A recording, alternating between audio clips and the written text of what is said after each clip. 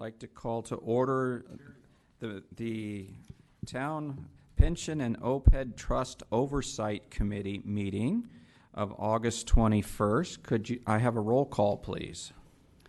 Thank you and good evening. Councilmember Barbara Spector. Here. Councilmember Mariko Sayo. Here. Councilmember Marcia Jensen. Here. Vice Mayor Steve Leonardis. Here. Mayor and Chair Rob Rennie. Here.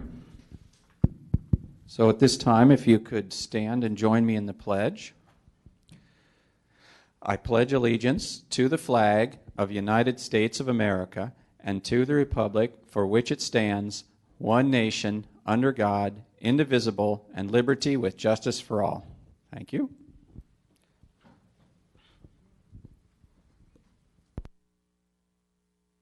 Okay, got the back to the other mic. So next on our agenda, we do have consent items.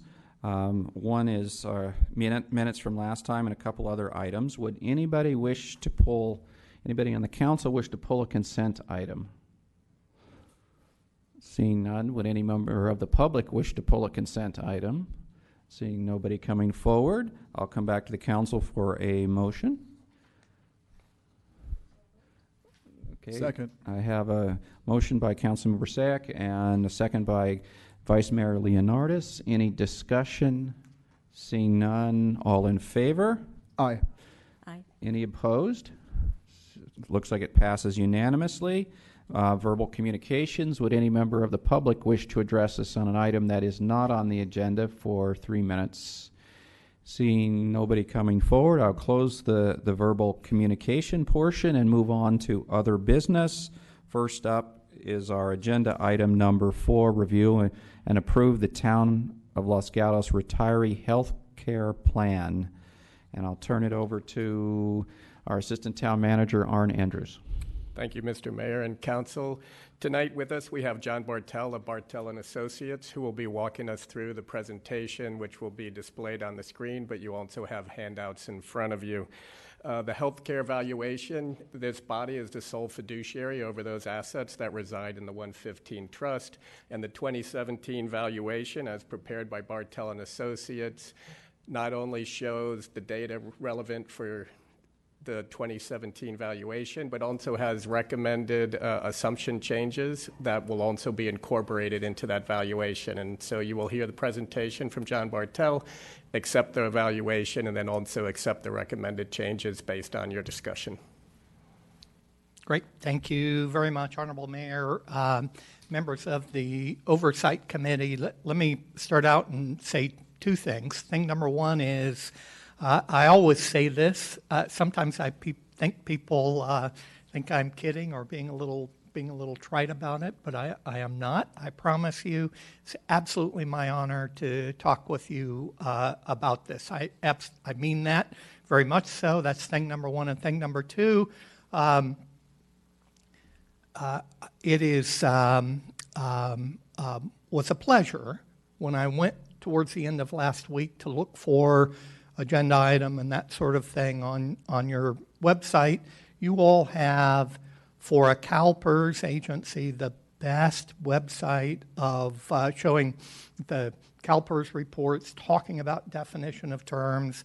I don't I don't know who's responsible for that, but whoever is, they're doing a wonderful job. We see that sort of thing at other agencies, but not at CalPERS agencies. It's quite nice to take a look at that. And the other comment that I'll make relative to that is when I started looking at the terminology, the definition of terms, I could not have done it as well as the terminology that you have there. It's really quite nice.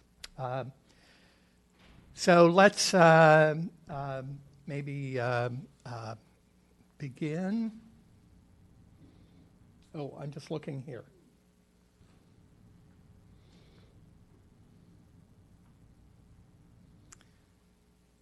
Shortly? Okay.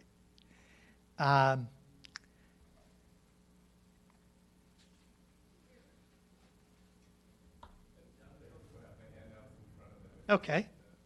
We can easily talk through the handout, so If information gets up there, then I'll talk from, oh, here we go.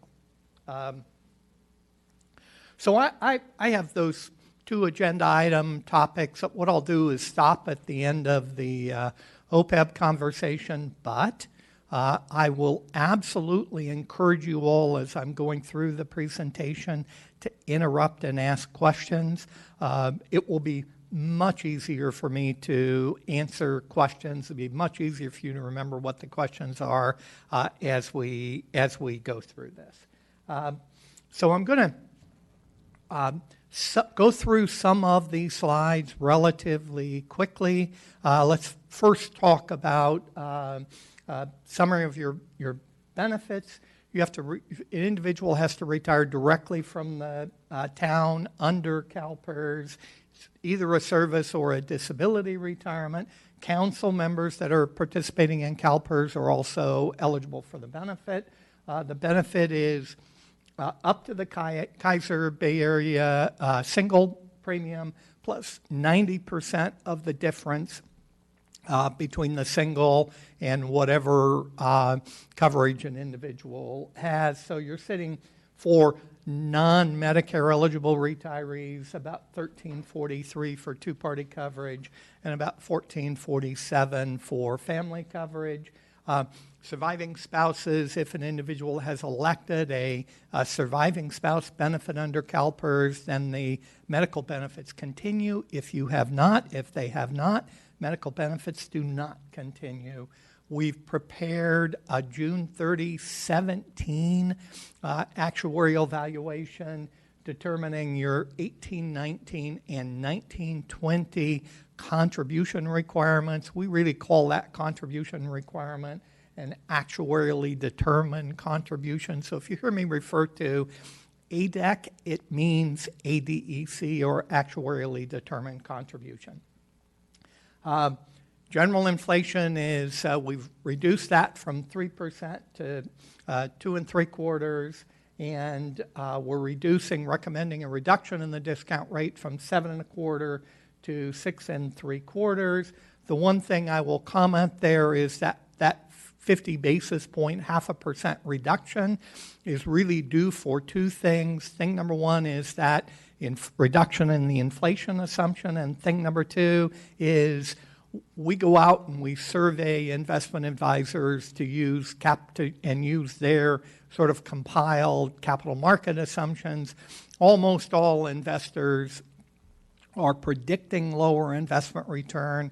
And then in addition, CalPERS, you all are investing in the CalPERS CERBT Fund 1. They actually changed the investment mix from about 2/3 global equity to about 57. Combination of those things get us to that lower projected return. We've also changed our healthcare trend assumptions. It's really the growth in the premiums, if you will, going to slightly higher healthcare trend in the short run, lower in the very long run healthcare trend assumptions.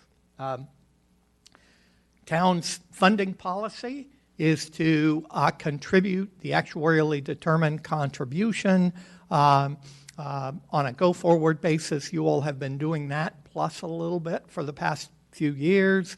When we get to the results, you're going to hear me say I am a fan of what the town is doing. I wish all of our clients were doing that or something like that. It really will position, in my opinion, you all to be in a very good place as time goes by. You're paying the unfunded liability over a 20-year period beginning with the 1920 fiscal year. So town contributions historically, if you go back to 2008-9, the contribution was about requirement, if you will. It's not really required. Was about $1.8 million. You contributed $746,000. You really phased into contributing that full amount. Very reasonable approach, and you got to the point where in 14-15 your contribution was actually higher than the determined contribution, significantly higher in the 16-17 fiscal year.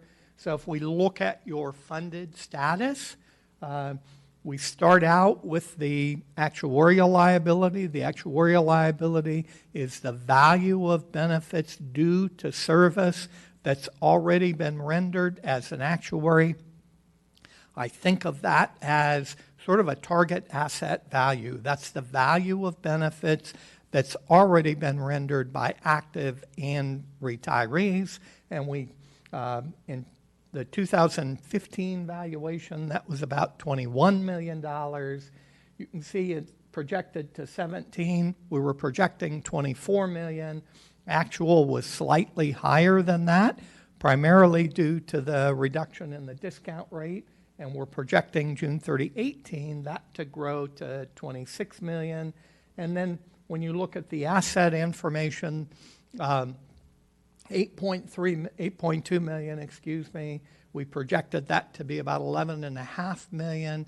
Actual was about 13.6, and we're projecting that to be 15.3 at June 30, 18. And so you can see the liability is growing faster, but the unfunded liability, because of your contribution policy, is actually declining over that period of time. So you see your funded ratio, the percentage of the liability that is taken care of by plan assets, going from about 39% to about 58%. Just as a rough comparison, that probably puts you in the top third when we look at our clients. We are unabashed advocates of pre-funding. Not all of our clients listen to us, but that probably puts you in the upper 1/3 when it comes to funded ratio, maybe even a little bit higher than that for our clients. And then the actuarially determined contribution.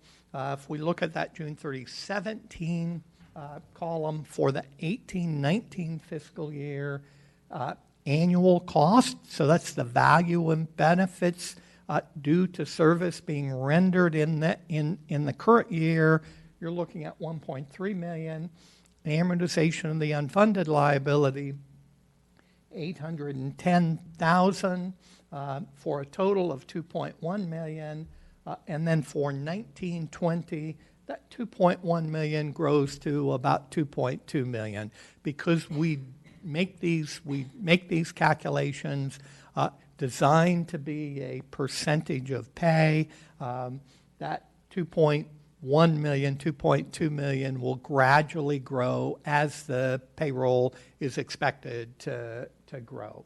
So that's the 14.4%. So you can see in 18-19, 20-year amortization, in 19-20, a 19-year amortization, with the goal of really having the OPEB unfunded liability paid off over that period of time. When the unfunded liability is paid off does not mean your contribution will go away. It does mean that the UAAL amortization, that amortization of your unfunded actuarial accrued liability will go away, and you will only have the normal cost or service cost, what we refer to as the annual cost here, left in the contribution. So slide 8, we're projecting where we think those numbers are going to go, and you can see that 14.4% of pay designed to remain relatively flat.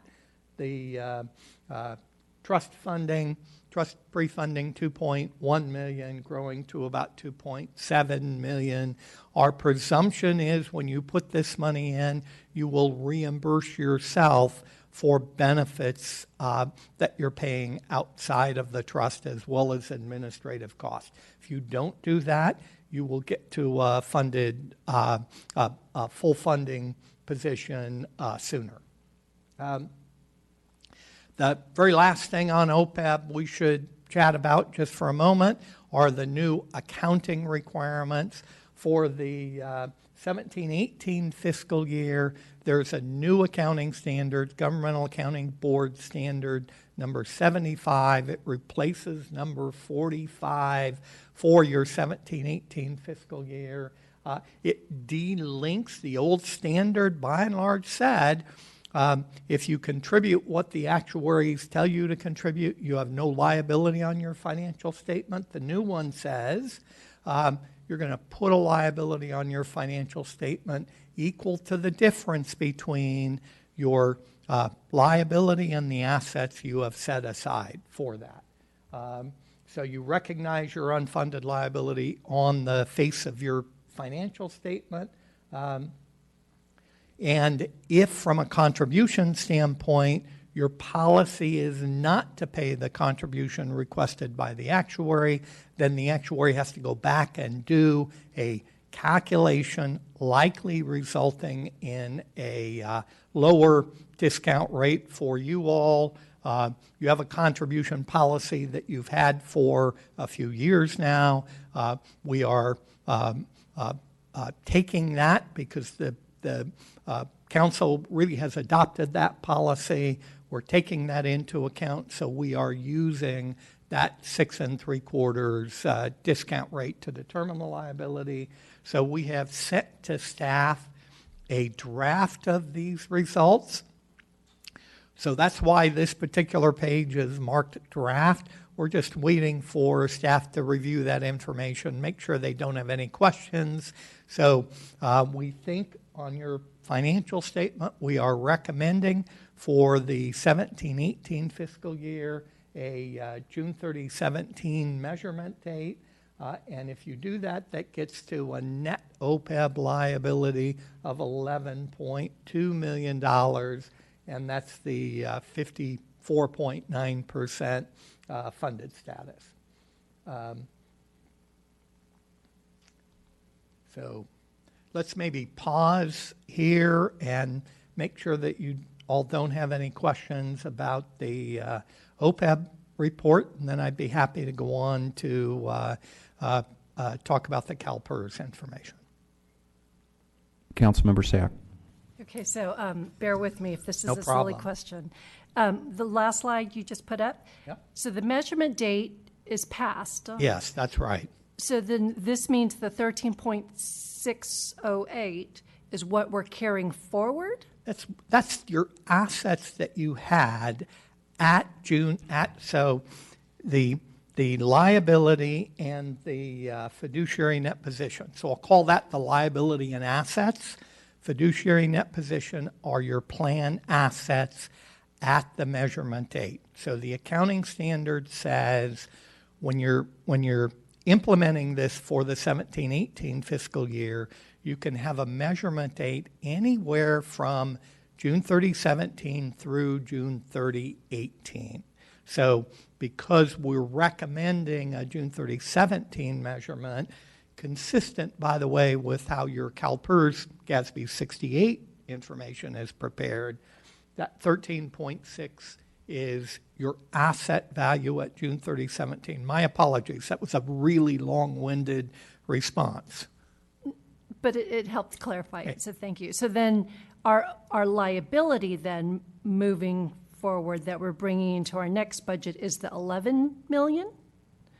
That's the unfunded liability. So think of that. So your total liability, so I know this is a crummy analogy, but think about it this way. Heaven forbid, my wife and I have a kid today, and we think that kid might go to college.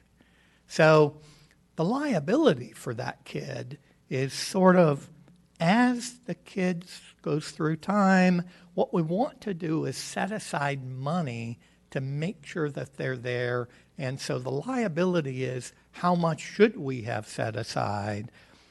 The fiduciary net position or the plan assets is how much we have set aside. And the difference between those two is the unfunded liability.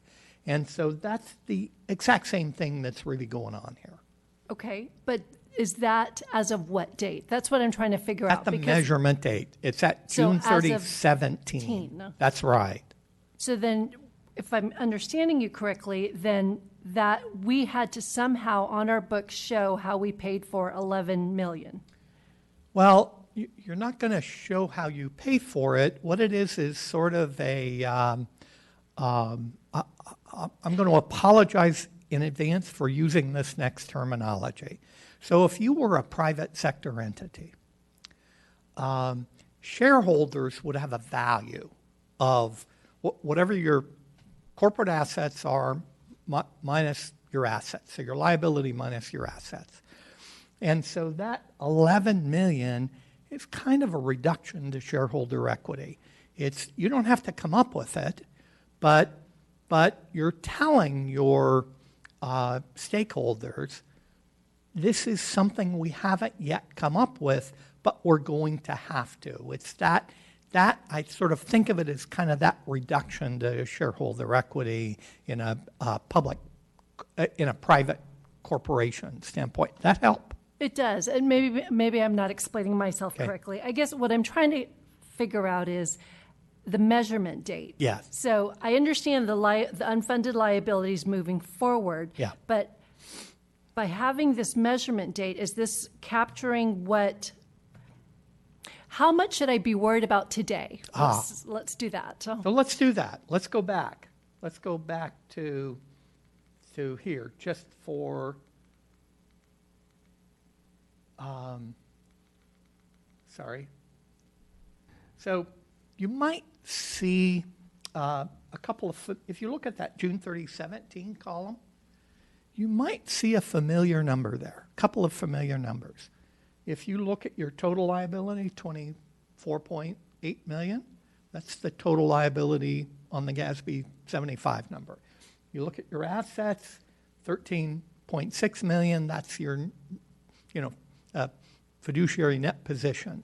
Your unfunded liability, 11,168,000. It's actually a couple of $1,000s off because of a funny little quirk in the accounting standard. But by and large, your June 30, 17 unfunded liability, 11.2 million. And then if we had used June 30, 18 numbers, the actuarial value of assets or your market value of assets might have been slightly different, but we're expecting that 11.2 million to fall to about $11 million. So if for me, if you want a more current number, that $11 million number is a better number, if you will. We don't generally recommend the most current number because we are a little worried that you might not get all the information in time to file your financial statement. So by using a measurement date at the beginning of the fiscal year or at the end of the prior fiscal year, it just gives you a little bit more time. We think because of the policy you all have taken, because of we have this expectation that there's not going to be a wild swing in your numbers from one year to the next. We think with each valuation we'll be able to give you a very reasonable estimate on that number. So a taxpayer could look at the funding valuation and see what the June 30, 18 number, that will be a slightly different number than using the measurement date. The other reason we recommend that June 30, 17, because that's exactly what CalPERS does for pension purposes. So you will then have the same measurement date for pension as well as OPEB. There's no requirement that you have the same. It just, we think, makes it a little bit easier for folks to compare order of magnitude of numbers, if you will. If I could interject, I think it would be helpful for you to go to the next slide and show the amortization payment, which is, I think, part of her question. How are we going to pay off this $11 million? And it shows $810,000 going towards that in the current year, and I think you're saying over 20 years we will have paid it off. That's right. That's exactly right. I'm sorry about that. I didn't pick up on that. That's exactly right. Well, he's been around me longer, so he understands how to translate my question. Councilmember Jensen. Thank you. I want to go out the new accounting requirement in a different way. To me, it sounds like it's simply a reporting requirement that did not previously exist. So whereas we did not have to report it on our financial, now we do. That's right. And my question is, what's the practical effect? I'm not going to now have a not balanced budget. I'm not going to lose my bond rating, I'm assuming. So what's the practical effect? Is it just like a quarterly report for my stockholders that says, by the way, that's out there? I think it's more than that, but I am, I say this a lot in answering questions. I'm not lots of things. I'm an actuary who listens to what other people say. In some ways, to talk about your bond rating, it's really the bond folks who should make that comment. What I will tell you is all of the bond rating agencies will say they really had a very good feel for what your unfunded liability was. And so whether it was on the financial statement or not, they knew what it was. This is not a surprise to them. So I think if you talk to a bond rating analyst, they would say a couple of things. Thing number one, not a surprise to them. Thing number two, you all are, when compared to other folks, and certainly when compared with what folks were doing several years ago, you're really very much ahead of the game. My expectation would be that they would look at your funded ratio, they would look at your contribution policy, they would look at your history of making that contribution policy, and probably give you at least one thumb up, probably two thumbs up relative to what you're doing. So I wasn't actually so much concerned about the bond rating, and I just put that in there. I just really wanted to understand that this is a reporting requirement, and it does not affect our budgeting process other than how we consider funding these things as we have in the past. That's 100% right. The thing that does impact your budget because of your contribution policy is slide 7. It's really looking at those contribution requirements. Thank you. Could I bring attention to one other thing? If you go to the slide that predicts our future payments, and just wanted to clarify that this doesn't include any changes that we might make. We have last council meeting approved changes negotiated with one of our unions to eliminate any future employee, or bring it to a very small number, any future employee medical payments, which should reduce these payments. And we have another second union on the consent calendar for tonight's meeting also. So these numbers will change as our contracts change. That's 100% right. The one caution I will give you is because you're only doing it for future hires, it only changes when you hire people. So it will change very gradually, if you will, over time. But you're absolutely right. If you look out 10, 20 years, the actual numbers will almost certainly be below what we're showing here. Okay, thank you. I guess we better keep moving along here. Okay. And Mayor, if you would, because you are the sole fiduciaries over this valuation and the recommended assumption changes, this would require a motion to accept the valuation and also to accept the recommendations on the assumption changes. And are we finished with this portion of it then? So it's time to look for a motion then? Would somebody like to make a motion to approve the actuarial and assumption changes that are shown in this report? So moved. Do I have a second? Okay, I'll second it then. Any further discussion? Seeing none, do I need to open the verbal comment first? I probably should give, okay, would any member of the public wish to speak on this item? Seeing nobody coming forward, we'll close that. Okay, and I'll go ahead and call the motion then. All in favor? Aye. Aye. Anybody opposed? Seeing none, passes unanimously. Thank you. Continue. Right. And just to set this conversation up for a second, why Bartel does not create the actuarial valuations for the pension plan, he is a subject matter expert, and CalPERS doesn't necessarily provide a deep dive in our valuations. And so they've performed kind of, for lack of a better term, almost a forensic analysis of the CalPERS 2016 valuation, and are going to provide us insights that they've gleaned as industry professionals about that valuation. That's a really good description of what we do. I'm probably going to steal that, just so you know. But I'm going to make kind of a little editorial comment here that I'm not qualified to make, but I'm going to make it anyhow. For me, two things for your OPEB. You have control over it, and you have taken responsibility for it.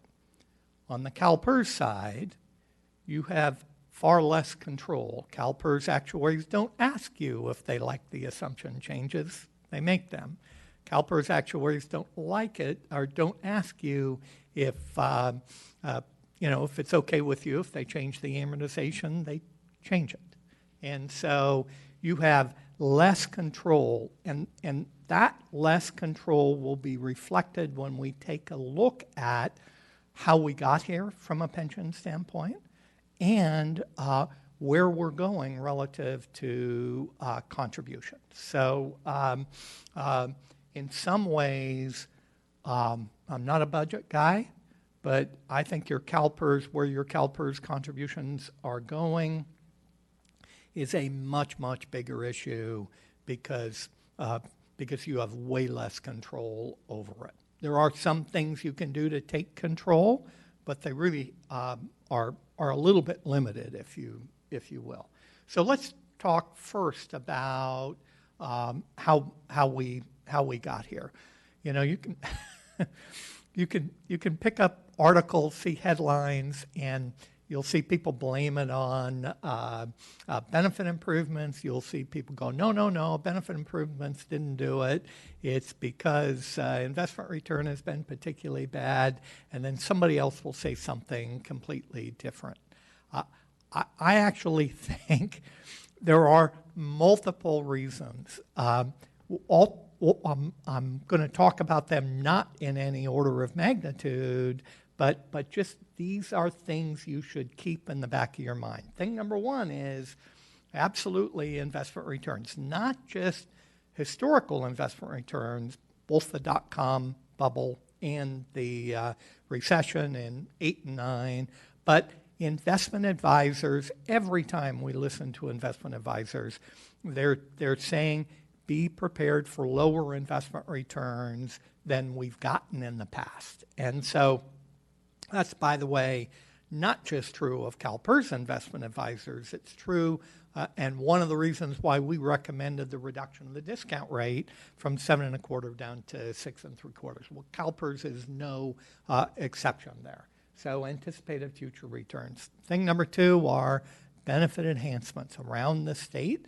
Agencies enhanced pension benefits, primarily for safety, but certainly for both safety and non-safety. Pre-PEPRA hires almost universally have a more valuable benefit than the PEPRA. PEPRA came into place January 1, 2013. It will take a long while for those PEPRA changes to really be reflected in your unfunded liability and your contribution. It will happen. It just will take a long time for it to happen. Thing number three is CalPERS contribution policy. So, if you were so inclined, I don't think I would say it like this, but I think a lot of people go, well, the first one is investment return. That's the folks doing the investments fault. Benefit enhancements, that it rests on the shoulders of the town. Thing number three is CalPERS contribution policy. By and large, CalPERS did not ask you to contribute enough. So this is kind of like having a loan with negative amortization. If you're not paying interest on your loan, then guess what? The balance keeps growing. And CalPERS was, generally speaking, not asking folks to contribute as much as they should. So you're going to see in another slide or two, in my opinion, CalPERS is fixing that. But you know, if you're not being asked to contribute interest on your unfunded liability, and then all of a sudden you're asked to be contributing interest plus something to pay down the principal, guess what? Your contribution has to grow. So that CalPERS contribution policy, people don't talk about that very much, but in my opinion, that's a pretty big deal. And then the fourth thing falls under the category of statement that my wife hates it whenever I say this, but it kind of is what it is, meaning you all have a large liability for folks who have already retired and are beginning to receive benefits. So you've been in CalPERS for a long time, you have a lot of retirees receiving benefits, and that's a large portion of the liability. And so you are not unique in this. Lots of cities and towns, counties, special purpose districts around the state sort of fall into that category. For me, that exacerbates the problem of the CalPERS contribution policy, because as you get more and more folks into retirement, if you're not paying your unfunded liability, the benefits that are due over a shorter period of time. Think about this for a second. If you're 25 years old and you're saving for your own retirement and you go, I want to start my retirement at age 65, you start making those payments 40 years from now. You don't need all the money to make those payments immediately when you retire. The closer you get to retirement, the more important it is to have that money set aside. And if 60% of your liability belongs to people who have already retired, that means you have a mature population, and it's particularly important to have that money set aside sooner rather than later. And so when you're putting off making those contributions, albeit not at your own discretion, that just makes things a little bit worse. So I would encourage you all, when you have these conversations, to talk about all four of those issues. So slide 12, I was told years ago I should never, ever make an apology as part of a presentation. Almost every presentation I make, I have an apology. Here's my apology. There's a lot of detail here. What we're doing here is these are the assumptions we're using to project where we think your contribution rates are going. And when we make those projections, we're taking into account the fact that we think CalPERS will be lowering the assumed return in future years beyond the 7% that they're dropping it to. We're taking into account the fact that you're hiring people into lower benefit tiers. We're taking into account the fact that investment advisors say investment return over the next decade will be lower than it's been. So we're taking all of that into account in our projections. And so slide 13, in your report prepared by CalPERS, CalPERS has a projection of where they think the rates are going to go. Point of fact, when we compare our projections with CalPERS in the short run, our numbers are lower. Why are they lower? They're lower really for two reasons. Reason number one is actual investment return subsequent to when the CalPERS report was prepared has been better than expected, so that drops the rates a little bit. And we're taking into account that you will be hiring some folks into those lower benefit tiers. Slide 14 is really our projection of your non-sworn safety, your miscellaneous employees over the next decade or so. So for your 17-18 year, 27.4% of pay.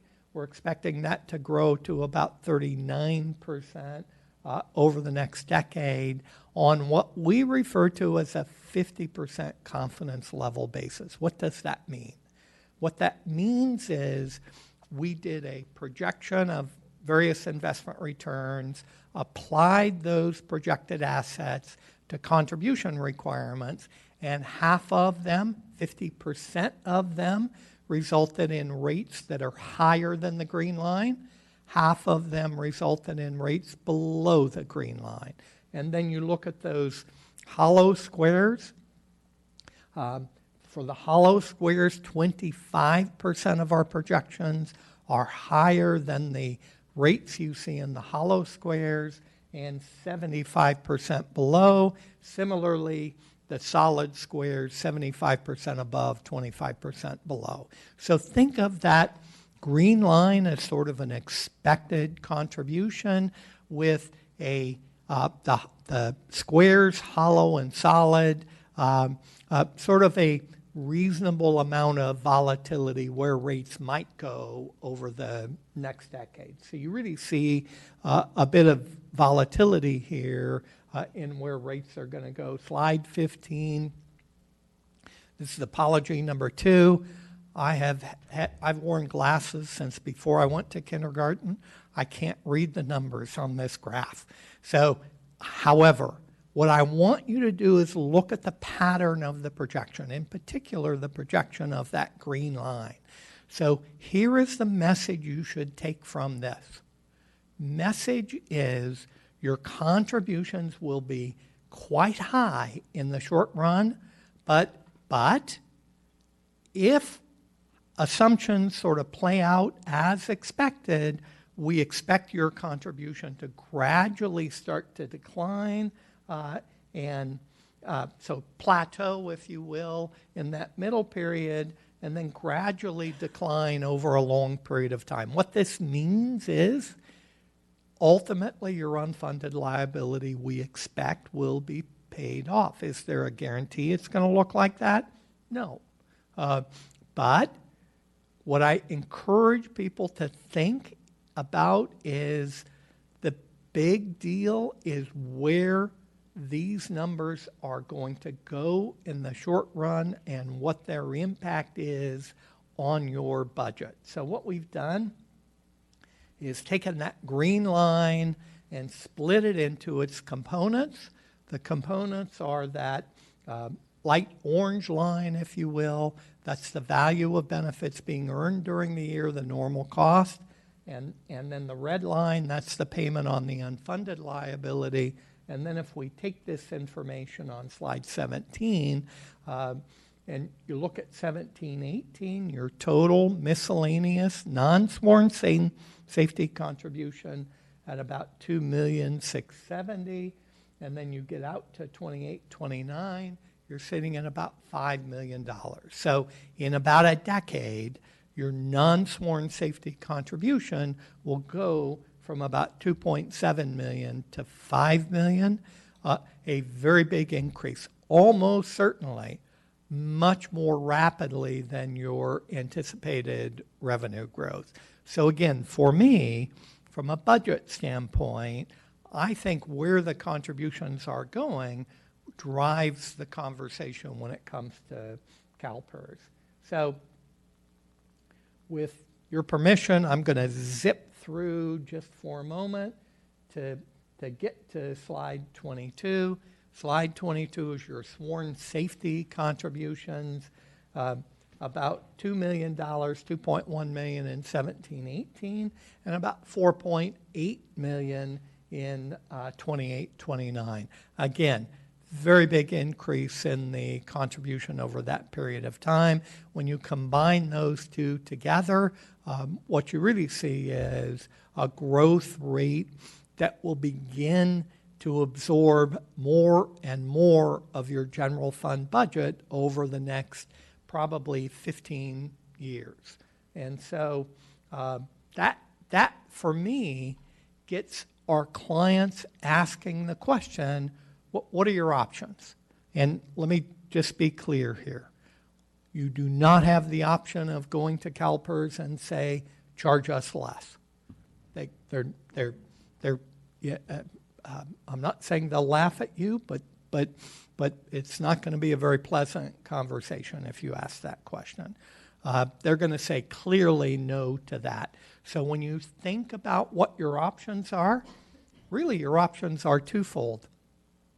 Take a look at where the rates are going to go and anticipate them in the budget and expect that you might have budget challenges. You might see your contributions eating more and more of your general fund budget. For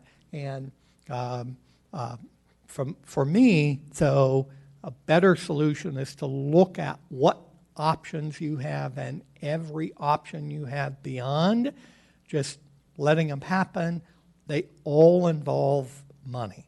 There is no option, unfortunately, that does not involve money. And I think about that question of, what are your options? First question is, where do you get the money from?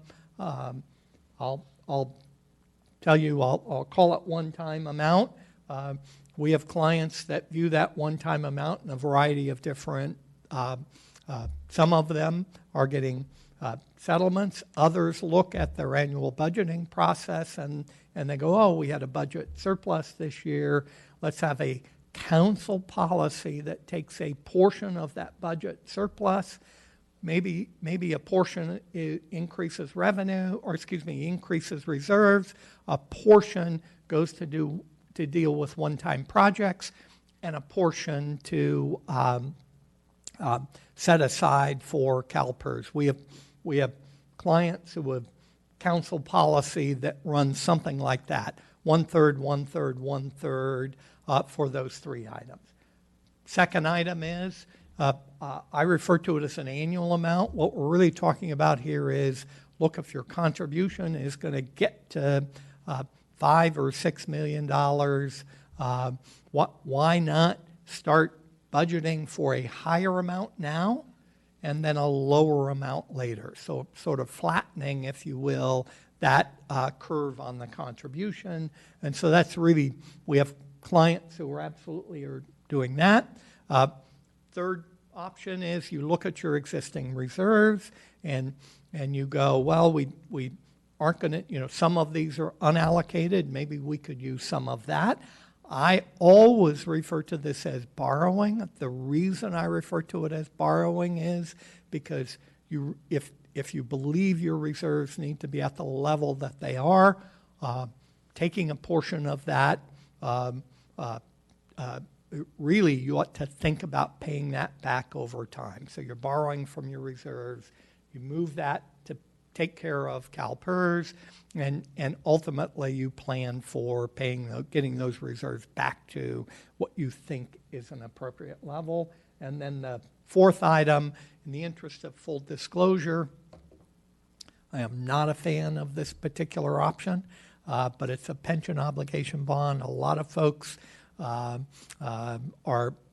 trying to convince public agencies that this is a wonderful idea, and if you don't dig into the details, it sounds like a wonderful idea, because what you're going to do is you're going to go out into the market, you're going to borrow at maybe 5%, and you turn around and give that money to CalPERS, and CalPERS says they think they're going to earn 7.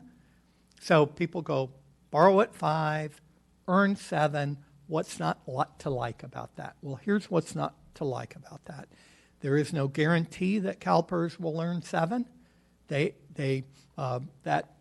you had borrowed money and given it to CalPERS in October 2007 at the height of the market before the recession, you'd be seriously underwater today. There's also a couple of very technical components. So if you think about that contribution projection, by and large, if CalPERS investment return is bad, you lose that bet. And believe it or not, if investment return is particularly good, you actually lose that bet as well. And it's all about a section in PEPRA that does not allow you to get the benefit if investment return is particularly good. So those are your options. So once you get the money, the question is, what do you do with it? And your options really are give it directly to CalPERS, set up an internal service fund. If you give it directly to CalPERS, you lose some control over that. What you do, if you kind of think about that long-term green line that I couldn't read the numbers on, if you give it to CalPERS, you're really lowering that line sort of equally over that period. So when you think about from a budget standpoint, you might not need a reduction in your contribution 25 years from now. You might need it more in the next 15 to 20 years. You might not need it in the next 5. You might need it beyond 5. So you lose some flexibility in being able to apply that money to the years that you need it in. But when you, from a budget standpoint, if you look at where the contributions are going and you think you can afford it, and it's not going to have an adverse impact on your budget, giving it directly to CalPERS is a great option. Internal service fund, what you're doing is you're taking that money, putting it into an internal service fund. You are then limited on how you can invest that money. So you will, today, maybe you're getting 150 basis points on your money. A year ago, maybe you were getting less than 1% on your money. So it's really kind of all about setting it aside. If you move it into an internal service fund, that money is available to council to use for other things. If you set up a supplemental trust, sort of option number 3, what you're doing is moving it into that trust, and you're then tied. You have to use that money to either reimburse the town for contributions made or give it directly to CalPERS, so you can get a higher than an expected higher return than the town would get if you have an internal service fund. My expectation is you would likely get a lower return than CalPERS would. So that first option, directly to CalPERS, from a budget standpoint, when you look at those numbers, if you can afford that, that probably is a great option. On the other hand, you get much less flexibility with that money. And so the flexibility all comes in with the 115 trust or the internal service fund. With the 115 trust, you're able to get a higher expected return than internal service fund. So just very, very quickly, slide 25, the way the 115 trust might work for the town. This is really just an example of how it might work. Is you put an initial amount into the trust. Maybe you borrow, that's something you might borrow from reserves. You expect to get a return of maybe 5% on that money. And then what you do is you increase your budget amount. We happen to be looking at safety right here. So in this particular example, for 2021 budget year, you set your safety budget number at 60% of pay. CalPERS will be asking for 53.4. You take that difference and you move it into the supplemental trust.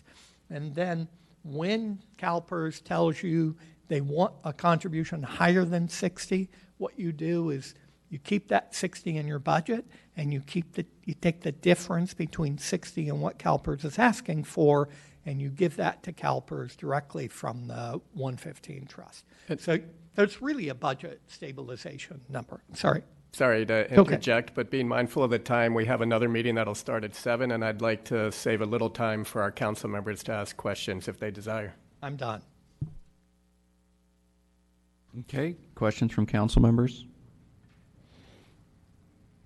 Do we have another piece to his presentation, or this is it? No, this concludes it. And the final item on your agenda, as John mentioned, you don't really have any control over CalPERS, but we wanted this body to be aware that the 2017 pension valuations for both the miscellaneous plan and the safety plan are available. But there's no real action on that other than just accepting the reports. So this is really the majority of the items tonight. Okay. So I guess I just want to make one comment on this last slide. I like the idea of budget stabilization, and you said another way to look at it is you said keep 60% from our budget, and that really means we're paying this payment out of our general fund revenues, and we're paying the other delta out of our investment fund, basically. So it allows us to limit what if our general fund revenues aren't growing to keep up with the green line, we then are able to pull out of our investment fund to make up for that. That's right. That's exactly right. Okay. Other questions on that? Councilmember Jensen. It's actually just a procedural question. Were there any more motions required from the council? Do you need a motion for us to accept the report? This was actually more of an informational presentation, so this is just to review and discuss as you've done. The next item is agendized as review and accept, but once again, you have no real governance control over those documents. It's just accepting that you're aware that the 2017 valuations exist. Okay, other questions? If not, seeing none, I guess I need to open the verbal communications for this portion of the meeting. Would any member of the public wish to address us on this agenda item? Seeing nobody coming forward, I'll close the verbal communication. And then I believe we are finished with this agenda item, and I will adjourn our Town Pension and OPEB Trust Oversight Committee meeting, and we will start our Town Council meeting in 5 minutes.